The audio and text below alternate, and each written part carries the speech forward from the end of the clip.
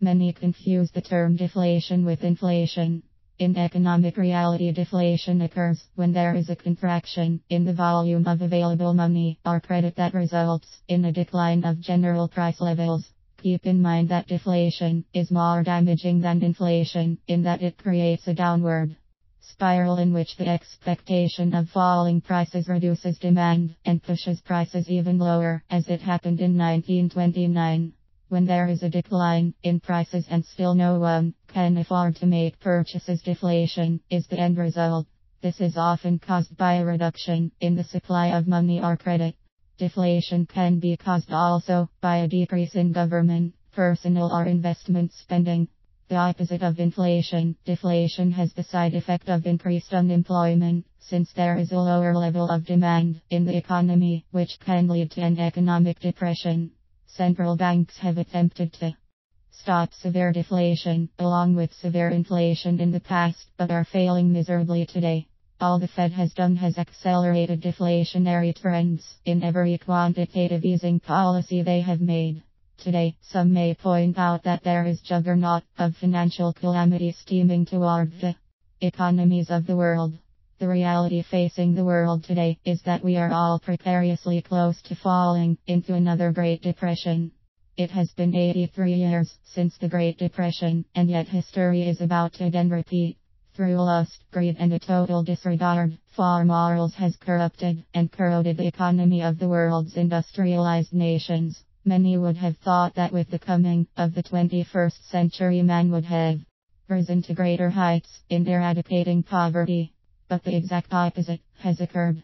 Today there is more widespread poverty all across the globe that has not been seen since the 1930s. Still, some analysts seem to think it is inflation that is making a big comeback. Their reasoning: interest rates have started to move higher, hence inflation is lurking out there. But they're clueless, just like our legislatures. These so-called analysts are confusing declining bond prices, rising interest rates, with normal times. Normal times. Just what is normal today? It is true that interest rates all over the globe are inching upward, and bond prices are sliding, most notably in Europe. But that really doesn't mean inflation is coming back. We are failing to recognize that a sovereign debt crisis is fast approaching. That final point in time, that day of reckoning where many investors and now many economists have begun to realize that Europe, Japan, and the United States are just plain bankrupt and will never really make good on their debts. What we are seeing today is that us and many countries in Europe are doing everything they can to chase, track, tax, and even seize one's wealth just so they can keep the illusion that they are remaining solvent. The reality today is that more taxation is taking place all throughout Europe and Japan. Income tax hikes are now on the way for every American. Government surveillance is rampant. We have now experienced banks only allowing limited withdrawals, and in many cases seizures of accounts for no apparent reason. In Europe, for instance, they have enacted extensive capital controls. In France, business can no longer use cash. Similar controls over people's money already exist in Greece, Cyprus, Italy, and Spain. This is just some of the moves by governments to cover up the fact that practically every industrialized nation is really in deep financial water.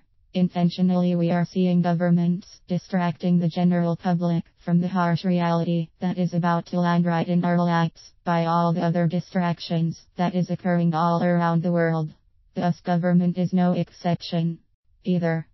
There are plenty of signs of other global instability, aside from the civil war in Syria, the conflict between Russia and the Ukraine, and the ISIS terrorists. By the way, the US has only added fuel to the fire with our imposed sanctions against Russia. China is pursuing aggressive action in the south China Sea in Europe. The number of separatist, anarchist, and even neo-Nazi groups are gaining in popularity. This is true even in the United States, where we have seen an increase in separatist movements, and considering the top 1% as well as banks, they all have been hoarding their wealth. This is deflationary. Other disturbing factors that pinpoint the US is facing almost the exact economic conditions of the 1930s. When you take a real close look at the stock and commodity market, trading volumes are less than half of what they were in 2007. Other factors to consider are the year-over-year change in U.S. retail sales. Retail sales for years have been declining. U.S. consumer confidence has fallen in every year since 1999.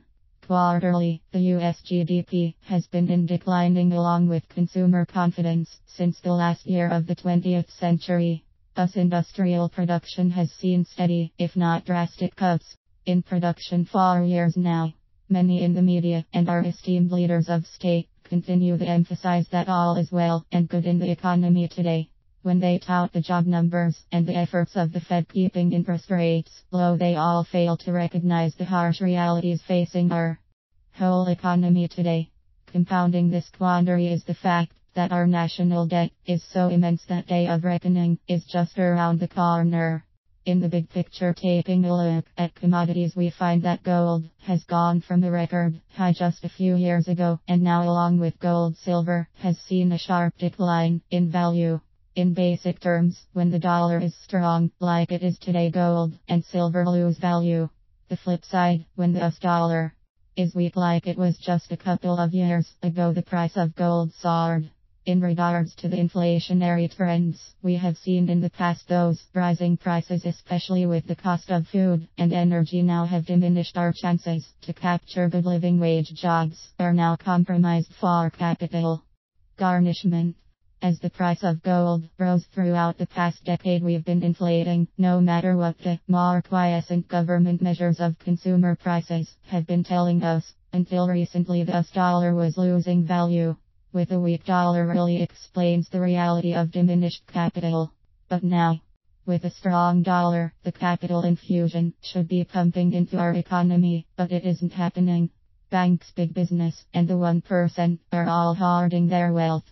Hence, we have gone from an inflationary trend right into a deflationary trend, and are real close to full-blown depression. An economic nightmare is soon to be unleashed upon the US economy and the rest of the world. The question remains, is it already too late to stop this impending catastrophe? Maybe, then again maybe not. But only when government recognizes the hard cold facts and understands that radical reforms must be implemented in order to prevent this nightmare from crushing the economy and leaving millions so destitute. The best chance to eliminate this costly financial disaster is to ratify national economic reforms. 10 Articles of Confederation.